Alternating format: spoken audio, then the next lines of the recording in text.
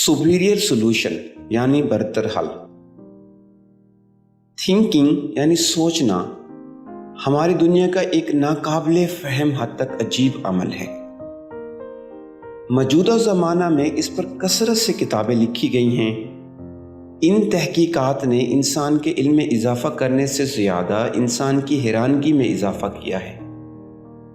चंद किताबों के नाम ये हैं: toward a theory of thinking by doctor Rapaport, the psychology of thinking by Vinacke, thinking by Bartlett, productive thinking by Max वर्थिमर।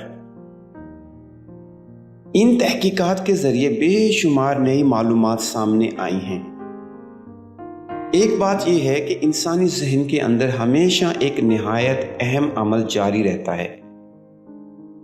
उलमे नफ्सियात इसको ज़हनी तूफ़ान यानी ब्रेनस्टॉर्मिंग से ताबीर करते हैं।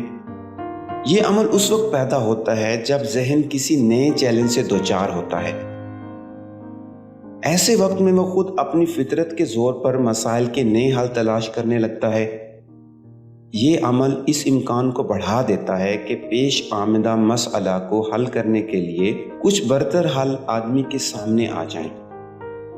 A process called brainstorming has been offered as a method of facilitating the production of new solutions to problems. These unrestricted suggestions increase the probability that at least some superior solutions will emerge.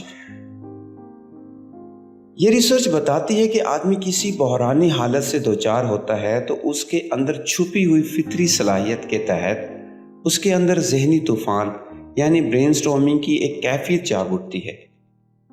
ये तूफ़ान उसको इस काबिल बना देता है कि वो पेश आमदा मसला का एक बरतर हल यानी सुपीरियर सोल्यूशन दरियाफ्त कर ले।